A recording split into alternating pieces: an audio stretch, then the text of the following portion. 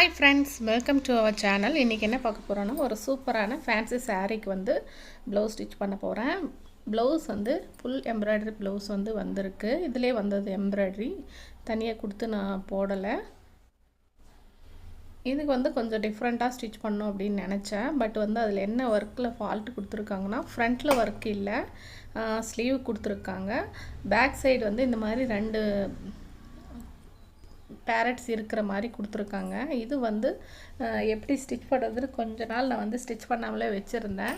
அதுக்கப்புறம் கொஞ்சம் ஒர்க் பிஸியில் நம்ம கொஞ்சம் மெதுவாக தைப்போம் யோசனை பண்ணி அப்படின்னு சொல்லிட்டு, அதுக்கப்புறம் நான் கஸ்டமரை கேட்டேன், நார்மல் ரவுண்ட் நெக் வச்சா இந்த ஒர்க் வந்து கொஞ்சம் போகும், கட் ஆகும் அப்படின்னு சொன்னேன். அவங்க இல்லை, எனக்கு இந்த ஒர்க் வேணும், அதுக்கு தகுந்த மாதிரி ஸ்டிச் பண்ணி கொடுங்க அப்படின்னு கேட்டாங்க. சரி, நம்ம ஃபுல் ஒர்க்கும் இதில் வந்து ப்ளவுஸில் வந்து ரிப்ளிகேட் பண்ணணுன்னா அந்த ஒர்க்கை வந்து கட் பண்ணாமல் ஸ்டிச் பண்ணால் தான் முடியும். நார்மல் நெக்கு வந்து ஸ்டிச் பண்ணால் கண்டிப்பாக அந்த ஒர்க்கு வந்து கொஞ்சம் கட் ஆகும். அதனால் நான் என்ன யோசிச்சேன்னா, சரி போட் நெக் ஸ்டிச் பண்ணலாம் அப்படின்னு சொல்லிட்டு கேட்டேன் அவங்கக்கிட்ட. போட் நெக் ஸ்டிச் பண்ணலாமா, அப்போ தான் இந்த ஒர்க் வந்து கொஞ்சம் கட் ஆகாமல் கரெக்டாக அந்த பேக் பொசிஷன்லேயே கரெக்டாக வரும் அப்படின்னு சொல்லி கேட்டேன் அவங்கக்கிட்ட. சரி ஓகே, நீங்கள் அதே மாதிரி ஸ்டிச் பண்ணி கொடுங்க அப்படின்னு சொன்னாங்க. நிறைய வாட்டி வந்து போட் நெக் ப்ளவுஸ் வந்து நம்ம ஸ்டிச் பண்ணுவோம். ஸ்டிச் பண்ணப்போ நிறைய வந்து பேக் சைடு ஜிப்பு வைக்கணும், இல்லைன்னா ஓப்பன் கொடுத்து தைக்கணும், இல்லைன்னா ஃப்ரண்ட்டில் ஓப்பன் கொடுத்து தைக்கணும், இல்லைன்னா சைட் ஜிப் வச்சு ஸ்டிச் பண்ணணும். பட் வந்து இவங்களுக்கு வந்து சைட் ஜிப்பி நிறைய ப்ளவுஸ் வந்து நான் ஸ்டிச் பண்ணி கொடுத்துருக்கேன். பட் இதில் ஒரு டிஃப்ரெண்ட்டாக நம்ம வந்து க்ரியேட் பண்ணலாம், டிஃப்ரெண்ட்டாக ஸ்டிச் பண்ணி கொடுக்கலாம். ஜிப்பும் வைக்கக்கூடாது, அதே சமயம் பேக் ஊக்கும் இல்லை ஃப்ரண்ட் ஊக்கும் வைக்காமல் நம்ம ஸ்டிச் பண்ணி கொடுக்கணும் அப்படின்னு சொல்லிட்டு நான் ஒரு டிஃப்ரெண்ட்டாக ஃப்ரண்ட் சைடில் வந்து ஃபுல்லாக வந்து ஓப்பன் பண்ணாமல் ப்ளவுஸ் பார்ட்டில் வந்து ஒரு சென்டர் பார்ட் வரைக்கும் நான் கட் பண்ணி ஓப்பன் வச்சு தான் ஸ்டிச் பண்ணியிருக்கேன். ஃபுல் வீடியோ பாருங்கள், நான் கண்டிப்பாக எப்படி ஸ்டிச் பண்ணியிருக்கேன்னு உங்களுக்கு புரியும். போட் நெக் தான் நான் கட் பண்ணியிருக்கேன். பேக் பார்ட்டை வந்து நான் எங்கே வருது அப்படின்னு சொல்லிட்டு நான் வந்து வச்சு பார்த்துட்டு அதுக்கு தகுந்த மாதிரி கட் பண்ணிகிட்டு இருக்கேன். கரெக்டாக அந்த பேரட்ஸ் நம்மளுக்கு வந்து டிசைன் வரும்னா கீழே இருக்கிற அந்த லைன் எம்ப்ராய்டரி வந்து நம்மளுக்கு வராது. அதை பார்த்தோன்னா பேரட் வந்து கட் ஆகும். அதனால் நான் மெயினாக வந்து நம்மளுக்கு அந்த பேரட் தான் வேணும் அப்படின்னு சொல்லிட்டு பேரட்டை மட்டும் ஃபோக்கஸ் பண்ணி அது எங்கே வருதோ அதுக்கு தகுந்த மாதிரி வச்சு நான் வந்து அந்த லைனிங் கிளாத்தை வந்து கட் பண்ணி எடுத்துக்கிட்டேன். இது வந்து கொஞ்சம் வேஸ்ட்டு தான் நம்மளுக்கு. அந்த பீஸ் வந்து நார்மல் நெக் வச்சு ஸ்டிச் பண்ணியிருந்தோம், நார்மல் நெக் வச்சு ஸ்டிச் பண்ணியிருந்தோம் நம்மளுக்கு ஃப்ரண்ட் பார்ட்டில் வந்து இந்த பட்டிக்கு யூஸ் பண்ணியிருக்கலாம், அந்த ஃபஸ்ட்டு கட் பண்ண கிளாத்து. பட் வந்து இது போட் நெக்குன்றதுனால நம்மளுக்கு பட்டிக்கான கிளாத் தேவைப்படாது. சின்னதாக மடித்து தைக்கிறதுக்கு ஒரு 2 இன்ச்சு வந்து கிளாத் இருந்தால் போதும். நான் வந்து கட் பண்ணிக்கிட்டேன். போட் நெக் வந்து இவங்களுக்கு எப்படி கட் பண்ணேன்னா 34 சைஸ் தான் இவங்களுக்கு. அந்த இதில் வந்து கழுத்தின் அகலம் வந்து 4.25 வச்சுருக்கேன். அதுக்கப்புறம் கழுத்தின் உயரம் வந்து 3.5 வச்சுருக்கேன். ஆம்கோல் வந்து 6.5 வச்சுருக்கேன். அதே மாதிரி பாடி பார்ட் வந்து 15 வச்சுருக்கேன். பாடி அகலம் வந்து எவ்வளோ வச்சுருக்கேன்னாக்கா 10.25 வச்சுருந்தேன். அந்த அளவுக்கு தான் நான் கட் பண்ணேன். கட் பண்ணிவிட்டு அதுக்கப்புறம் ஃப்ரண்ட் பார்ட்டும் அதே மாதிரி தான், சேம் ப்ரொசீஜர் தான். 3.5 வந்து கழுத்தின் உயரம், கழுத்தின் அகலம் வந்து 4.25 வச்சுருந்தேன். முன்னாடி வந்து பிரின்சஸ் கட் ப்ளவுஸ் தான் கட் பண்ணியிருக்கேன். ஏன்னா பிரின்சஸ் கட் ப்ளவுஸ் வந்து ஸ்டிச் பண்ணும்போது தான் அது வந்து போட் நெக் வந்து நல்லா இருக்கும். நார்மல் நெக்கில் வந்து ஸ்டிச் பண்ணால் அது நல்லா இருக்காது. அதனால் நான் வந்து போட் நெக் வந்து எப்போவுமே பிரின்சஸ் கட் தான் ஸ்டிச் பண்ணுவேன். நீங்களும் அதே மாதிரி ட்ரை பண்ணி பாருங்கள், நீட்டாக ஃபினிஷிங் வரும். நம்மளுக்கு ரெடிமேட் ப்ளவுஸ் வந்து ஸ்டிச் பண்ணால் எப்படி இருக்குமோ அதே மாதிரி தான் இருக்கும், சூப்பராக இருக்கும்.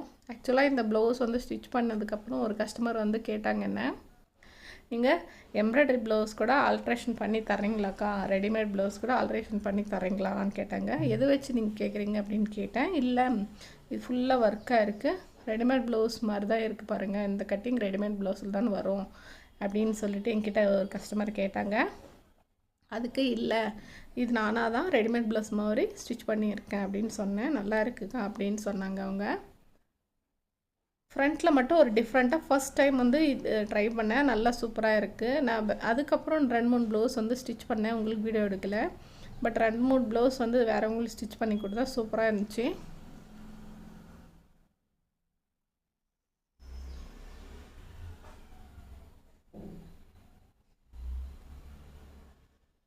கழுத்து வந்து இந்த அளவுக்கு தான் ஸ்டிச் பண்ணியிருக்கேன். மற்றபடி வேறு வந்து எந்த மாடலும் கட் பண்ணல. ஸ்லீவுக்கும் ஃபுல்லாக அந்த எம்ப்ராய்டரி வர மாதிரி ஸ்டிச் பண்ணியிருக்கேன். ஸ்லீவ் நல்ல வேலை வந்து கரெக்டாக அந்த பேரட்க்கு கீழே அந்த லைன் எம்ப்ராய்டரி வந்ததுனால நம்மளுக்கு ஈஸியாக நீட்டாக அழகாக வந்தது. நார்மலாக ஸ்லீவ் கட் பண்ணிக்கிட்டேன். உங்களது வந்து ஒரு 9.5 இன்ச் அளவு ஹைட்டு. அதில் வந்து நான் normal sleeve elbow sleeve cut பண்ணிட்டேன். கட் பண்ணிவிட்டு லைனிங் கிளாத்தில் கொஞ்சம் துணி பத்தலைன்னு சொல்லிட்டு சைடில் வந்து துணி ஜாயின் பண்ணி தான் நான் வந்து ஸ்டிச் பண்ணேன். அதே மாதிரி மெயின் கிளாத்லேயும் துணி பத்தலைன்னா நம்ம வந்து இதே மாதிரி ஜாயின் பண்ணிக்கலாம். சென்டர் பாயிண்ட்டும் நான் கட் பண்ணிவிட்டேன். ஏன்னா அந்த பேரட் வந்து கரெக்டாக அந்த சென்டர் பாயிண்டில் ஸ்லீவோட சென்டர் பாயிண்டில் வர்ற மாதிரி நான் ஸ்டிச் பண்ணணும். அதுக்காக நெக்குக்கு வந்து நார்மலாக பைப்பிங் கொடுத்தேன். ஆல்ரெடி இந்த ப்ளவுஸ்லேயே வந்த பைப்பிங்கை தான் நான் எடுத்து ஸ்டிச் பண்ணேன். இந்த ப்ளவுஸில் ஃபுல்லாக நிறைய பைப்பிங் வச்சு ஸ்டிச் பண்ணியிருந்தாங்க. ப்ளவுஸ் ஃபுல்லாக சுற்றியும் அது வந்து தேவையான அளவு எடுத்து நம்ம ஸ்லீவுக்கும் அதே சமயம் நெக்குக்கும் வச்சு நான் தைச்சேன். நல்லா அழகாக இருந்தது, நீட்டாக இருந்தது. நீங்களும் இந்த மாதிரி எம்ப்ராய்டரி ப்ளவுஸ் வந்தாக்க அந்த ஒர்க் வந்து எப்படி போட்டிருக்காங்க, எந்த இடத்துல வருது, அதெல்லாம் நீங்கள் வந்து செக் பண்ணிவிட்டு அதுக்கு தகுந்த மாதிரி ப்ளவுஸ் ஸ்டிச் பண்ணி கொடுங்க.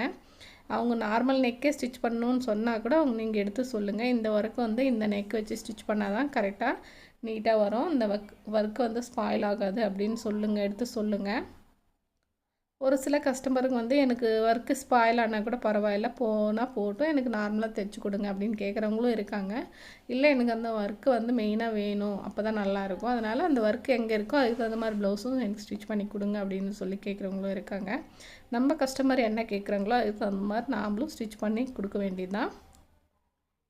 ஸ்டிச் பண்ணி கொடுத்துட்டு நம்ம வந்து அந்த ப்ளவுஸோட காஸ்ட் வந்து நம்ம வாங்கிக்கலாம்.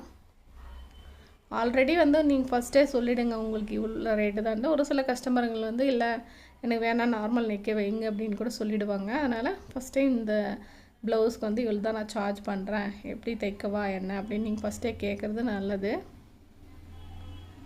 அதுக்கப்புறம் ஸ்டிச் பண்ணதுக்கப்புறம் ஐயோ இவ்வளோ ரேட்டுனா நான் ஸ்டிச் பண்ணி இருக்க மாட்டேன் அப்படி எல்லாம் டைலாக் விடுவாங்க. அதெல்லாம் நம்மளால் கேட்கவே சகிக்கவே முடியாது.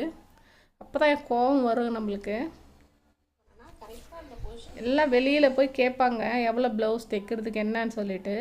அதெல்லாம் அவங்க எல்லாம் தெரியும், அவங்களுக்கு எல்லாமே தெரியும். பட் வந்து நம்மக்கிட்ட வந்து இன்னும் கம்மியாக வேணும், ஸ்டிச்சிங் மட்டும் சூப்பராக இருக்கணும் அப்படின்னு எதிர்பார்க்குறவங்க நிறைய கஸ்டமருங்க இருப்பாங்க. அதனால் வந்து அந்த அளவுக்கெல்லாம் நம்ம வந்து ஸ்டிச் பண்ணி தர வேண்டியது அவசியம் இல்லை. நம்மளோட ரேட் என்னவோ, வேறு டெய்லரும் கம்மியாக கூட ஸ்டிச் பண்ணி கொடுக்கட்டும், நாம் ஸ்டிச் பண்ணி கொடுக்குறது நம்மளோட ரேட்டை வந்து நாம் தான் ஃபிக்ஸ் பண்ணணும், வேறவங்க வந்து ஃபிக்ஸ் பண்ணக்கூடாது.